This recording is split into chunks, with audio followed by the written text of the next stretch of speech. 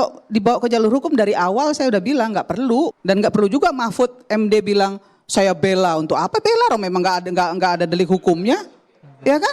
Karena delik hukumnya nggak ada, nggak usah jadi pahlawan kesiangan juga bilang saya mau bela, tenang, nggak perlu lah. Caniago, dan saya tahu beberapa Caniago di Republik ini. Tapi saya bisa bedakan mana Caniago yang punya otak, mana Caniago yang jadi buzzer, mana Caniago yang kerjanya marah-marah doang.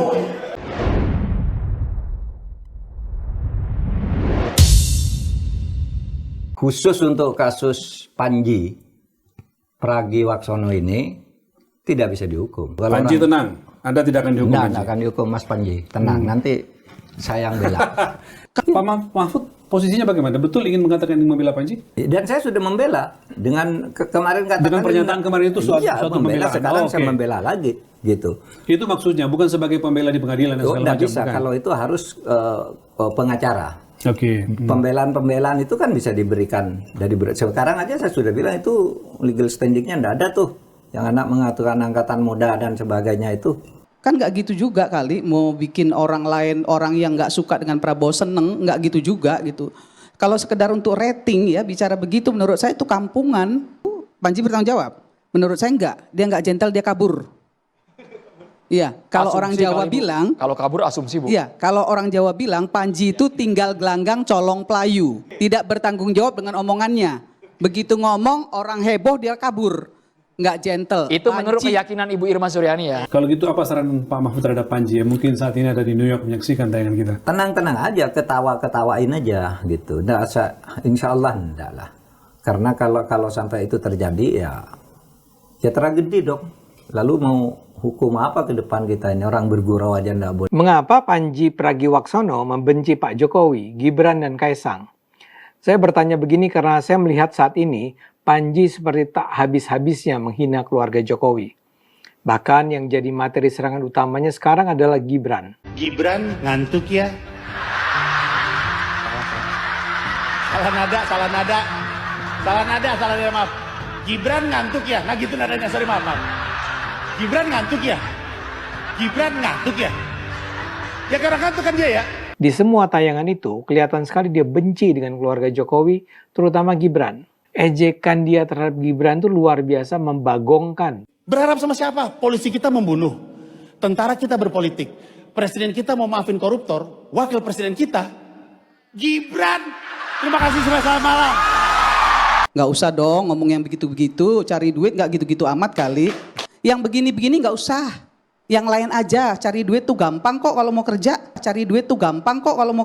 Insya Allah akan terbuka 19 juta lapangan pekerjaan untuk generasi muda dan kaum perempuan. Saya sebagai jubir beliau, saya boleh ditanya dapat apa? Saya nggak dapat apa-apa, Bang. Saya nggak mau bicara kalau saya nggak paham. Contoh misalnya, ketika si presiden akal sesat itu selalu ya mencaci maki Jokowi misalnya begitu. Ya sungguh menggelikan menonton atau membaca cara para pendukung membela Jokowi tentang penganugerahan prestasi korupsi Jokowi itu. Begitu banyak pendukung atau yang disebut ternak Mulyono itu, saya harus ngakak gitu. Ada aja orang nemuin ternak Mulyono. Irma Suryani ini ternaknya Mulyono. Alhamdulillah masih anaknya manusia. Mulyono kan manusia.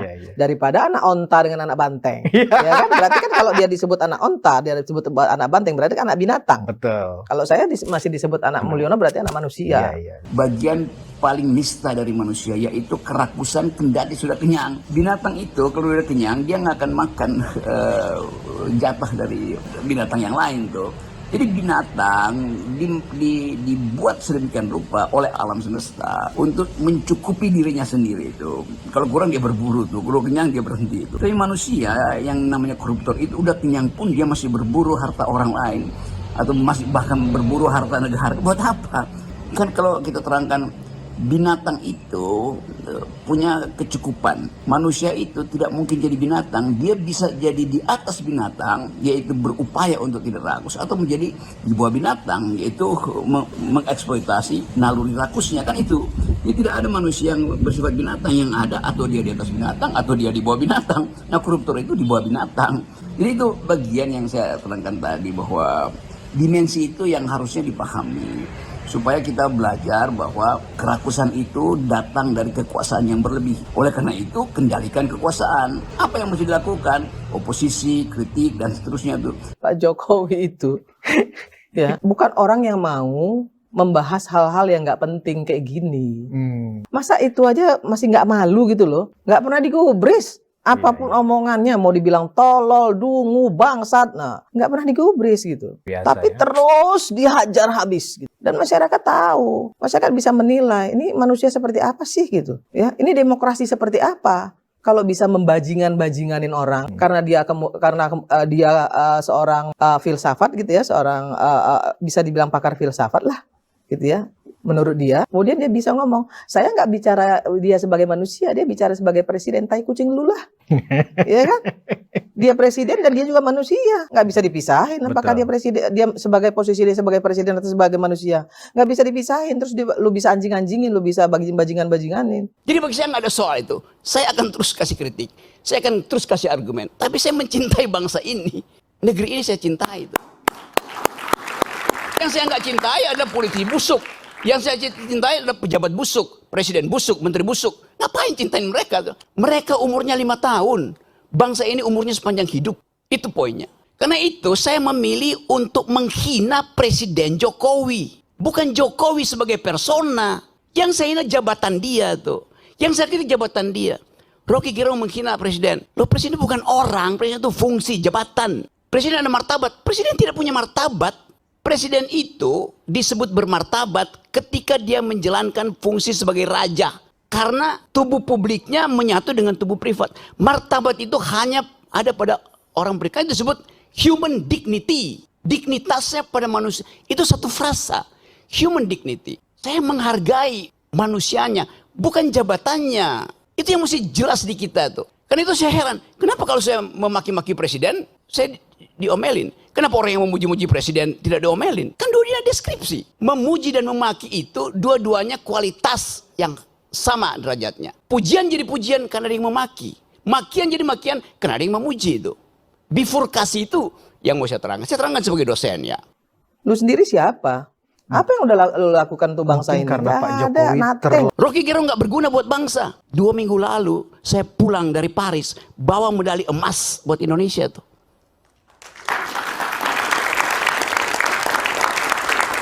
Apa dibiayai oleh negara? Tidak ada dibiayai oleh negara, kita cari uang sendiri itu. Yang dibiayai negara itu justru diambil oleh menteri-menteri yang datang di situ dengan tagline Olimpik, padahal saya tahu dia nggak punya cabang olahraga. Lalu saya puji Jokowi dari situ. Terima kasih Pak Jokowi karena memungkinkan saya membawa pulang medali emas tuh. Saya dibully di sini. Ngapain lu puji-puji Jokowi, Rok? Gue bilang, sorry ya. Dia presiden saya ketika saya ada di luar negeri yang menang Indonesia. Saya ikut upacara bendera. Kenapa saya nggak mau bilang terima kasih pada Jokowi? Kan itu yang kita sebut value, kejujuran dalam berpolitik. Gitu. Saya nggak punya nggak punya masalah lain dengan pemerintah. Saya punya masalah dengan kebijakan yang mereka buat. Yang sebut kebijakannya itu dungu. Saya bilang ya, mohon maaf ya, saya sampai pernah ngomong si cingkring ini gitu ya, Pak Jokowi itu ya bukan orang yang mau membahas hal-hal yang nggak penting kayak gini. Saya udah paksa, saya udah bilang sama beliau, Pak, sikat dong, gitu loh. Jadi sekali lagi, saya tetap akan kasih kritik. Apapun itu hak saya. Dan tidak mungkin saya dipidana kalau saya caci maki Jokowi atau saya muji Jokowi. Pasal itu nggak ada lagi. Tidak ada pasal penghinaan presiden. Udah hilang. Siapa yang hilangin? Saya berjuang dari zaman 98 di LBH untuk hilangkan pasal itu. Jadi kalau tanya kenapa Anda caci maki? Pasal itu nggak ada. Kenapa saya yang kita di LBH Buyung Nasution. Saya penasihat ahli Buyung Nasution dalam soal-soal untuk membereskan demokrasi kita. Jadi dari 98 saya tahu akal pikiran tentang perubahan konstitusi itu. Anda caci maki aja, nggak akan Anda dipidana tuh. Karena rakyat Indonesia melalui ketetapan MPR mengerti bahwa presiden itu bukan orang, dia fungsi, dia jabatan publik. Tidak boleh dilekatkan pada dia prinsip-prinsip pada hukum pidana, nggak bisa. Yang tidak boleh kita caci maki adalah manusia di dalam keadaan pertemanan atau Anda kenal. Orang yang nggak kenal Anda caci maki, dia nggak bakal tersinggung. Demikian juga dalam perdebatan. Debat itu adalah kemampuan untuk mengolah argumentasi itu. Itu aja. Sebagai dosen, saya mengajar dari S1 sampai S3. Ayo bayangin coba. Dengan metodologi yang sama itu. Cara berpikir. Jadi kalau saya kasih kritik betul-betul metodologis. Apakah saya benci pada Presiden Jokowi? Enggak. Kaesang menikah. Saya diundang oleh keluarga Jokowi. Di mana Anies telepon dari Jogja. Rok, lu di mana, Rok? Kenapa? Gue ini udah 3 jam nggak bisa ketemuin Jokowi itu. Karena mesti ngantri. Gue bilang, gue diundang malam hari ya. Bisa langsung masuk. Nggak ada problem. Gibran datang ke rumah saya. Om Rocky, saya mau belajar. Duduk di situ lu, gue kalau mau belajar tuh. Kasih saya kritik Om Rocky. Dengar, saya kritik. Siapa yang saya kritik? Bobi Nasution saya kritik. Sebagai apa, Om? Sebagai gubernur. Anda belum saya kritik karena belum jadi wali kota. Belum jadi wakil presiden. Pada waktu itu dia adalah wali kota. Saya kritik, yuk. Dia ngaku bahwa setiap Sabtu berbagai macam menteri datang ke dia kasih duit supaya soal saya bilang, yuk koruptor tuh. Saya kasih kritik. Dia nggak marah. Karena saya terangkan saya kritik kamu karena saya tanya, you datang sebagai apa? Sebagai wali kota? Ya mendua, Om. Saya juga datang karena saya bosan ikut kuliah-kuliah di sekolah PDIP. Dia bilang begitu. Assalamualaikum warahmatullahi wabarakatuh. Berjumpa lagi bersama saya di Mas TV Channel. Baru saja kita saksikan ya sebuah video ya kan yang ya dimana Bu Irma ini masih membahas soal stand up dari Pandji Pragiwaksono yang mengkritik pemerintahan ya, terutama wakil presiden kita yaitu Gibran, di mana Bu Irma ini sangat membela betul junjungannya ini ya. Tetapi di dalam diskusinya itu entah bagaimana cara berpikirnya, tiba-tiba dia menyebutkan nama Pak Mahfud MD gitu kan. Karena yang Pak Mahfud MD sempat membuat konten di YouTube-nya ya kan, yang mengatakan akan membela Pandji gitu. Dan ya mengatakan bahwa Pandji tidak perlu khawatir dengan semua laporan-laporan gitu kan, santai-santai saja ya, dianggap ketawa-ketawa aja ya, begitulah yang apa yang disampaikan oleh Mahfud MD. Tapi ini Bu Irma Suryani seperti orang yang ya seperti seorang koboi aja yang asal tembak sana kemari gitu loh. Dalam diskusi itu jelas-jelas Pak Mahfud MD tidak berada di dalam ruang diskusi itu gitu kan, dan tidak ikut di dalam diskusi itu, tetapi dia menyebut nama Mahfud MD, berbicara bahwa ya ngapain pasang badan sok jadi pahlawan segala macam. Ini kan aduh sudah kemana-mana gitu ya konteksnya gitu. Padahal ya hak Pak Mahfud MD, dia mau bela siapa, kayak mau pasang badan buat Pandji kayak ya itu hak dia gitu loh. Kenapa Anda yang panas dan Anda yang sewot gitu loh? Ya kalau mau membela Gibran ya udah bela aja gitu, nggak perlu istilahnya melarang-larang orang buat membela Pandji atau pasang badan buat Pandji gitu loh. Kenapa Anda jadi yang seperti kebakaran jenggot gitu loh?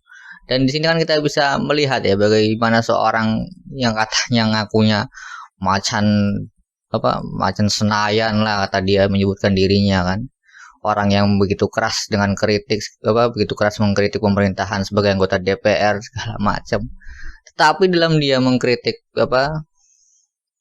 ensrea dari Pandji ini, dia malah melebar-lebar kemana-mana ke Mahfud MD segala macam. Ini kan aneh sekali gitu loh. Bahkan ya kita bisa melihat lah di dalam berbagai macam diskusi ya. Terutama kalau kita bisa melihat momen-momen bersama Bu Irma saat diskusi ataupun debat bersama Bung Rocky kan sering dipatahkan gitu ya, karena hanya di dalam dirinya itu hanya emosi gitu kan, hanya mau menyerang personal saja gitu kan, dan sangat membela sekali junjungannya gitu loh, sangat membela sekali keluarga Pak Jokowi, entah itu Pak Jokowi dan sekarang pun Mas Gibran. Wah pokoknya jangan sampai ada yang menyerang gitulah, siapapun yang menyerang bakal diserang balik gitu kan, dan siapapun yang membela orang yang menyerang Mas Gibran atau keluarga Pak Jokowi ya pasti diserang juga oleh Bu Irma Suryani ini. Jadi di sini kita bisa melihat bagaimana kualitas dari Irma Suryani ini kan, dan sangat lucu sekali gitu loh kita bisa melihat tiba-tiba kok dia menyebut nama Pak Mahfud MD, menyasar Pak Mahfud MD, dan melarang Pak Mahfud MD menjadi pahlawan kesiangan gitu kan, pasang badan segala macam buat Panji gitu. Aneh sekali, itu kan hak Pak Mahfud MD gitu. Kenapa Anda mau melarang-larang hak orang buat membela siapa yang ingin dia bela gitu loh. Kalau Anda belum jadi nggak perlu lah ya Bu Irma ini mau membicarakan demokrasi segala macam gitu loh. Hal sesimpel itu aja dia nggak paham gitu loh, bahwa itu kan hak Pak Mahfud MD, dia mau membela Panji kayak, mau nggak bela Panji kayak, mau pasang badan kayak atau nggak pasang badan kayak, terserah dia gitu loh. Kenapa Anda yang seperti kepanasan dan kebakaran jenggot gitu loh, seolah-olah bahwa semuanya harus membela Gibran, harus memuji Gibran begitu kan nggak juga gitu loh. Kalau Bu Irma memaksa bahwa dan juga mengatakan bahwa ya ada orang-orang yang mungkin setuju dengan stand up-nya Panji gitu kan, dengan mensreanya Panji, tetapi Panji juga harus tahu bahwa ada orang-orang yang nggak setuju dan juga tersinggung oleh mensreanya Panji gitu kan. Panji harus mau tahu itu juga. Begitu juga Bu Irma juga harus tahu gitu loh, bahwa ada orang-orang yang nggak suka sama Gibran gitu kan, ada orang-orang juga yang nggak senang sama Gibran, nggak setuju dengan semua pendapat dan segala macam tingkah lakunya Gibran gitu. Dan ya Bu Irma harus mewajarkan, nggak bisa menuntut semua orang harus senang Gibran, harus membela Gibran, harus menjunjung Gibran seperti Anda gitu loh. Dan ya dari sini kita bisa melihat kan bagaimana Bu Irma ini ya sebenarnya ya ngakunya aja DPR bahwa sebenarnya ya buzzer juga deh, sama-sama ya kalau istilah netizen termul juga gitu kan. Dari zaman Pak Jokowi berkuasa hingga zamannya Gibran menjadi wakil presiden, ya tetap orang-orang itu aja yang dibela dia gitu kan, tetap dia pasang badan gitu, ngakunya aja DPR wakil rakyat segala macam. Gua ada yang mau ya istilahnya bermuka dua aja lah. Kadang dia nyerang pemerintahan, kadang dia belain pemerintahan, pasang badan buat pemerintahan. Jadi nggak jelas nih orang ini kemana gitu loh. Kalau istilahnya mau menjadi oposisi, jadi oposisi. Kalau mau jadi pengkritik, ya pengkritik. Kalau mau jadi buzzer, jadi buzzer. Jangan abu-abu. Dan ya seolah-olah kayak nggak punya pegangan gitu kan. Seolah-olah bimbang gitu, kadang ke sana, kadang ke sini. Itu semua kan demi ya kita tahu lah ya, sebagai seorang politisi itu ya, sudah hal yang wajar lah ya.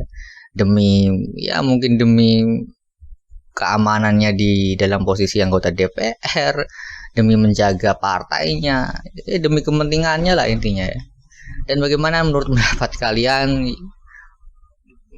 mengenai Bu Irma yang tiba-tiba menyerang Pak Mahfud MD ini ya, karena Pak Mahfud mengatakan bahwa akan membela Panji Pragiwaksono? Silakan tulis komentar kalian di kolom komentar. Wassalamualaikum warahmatullahi wabarakatuh.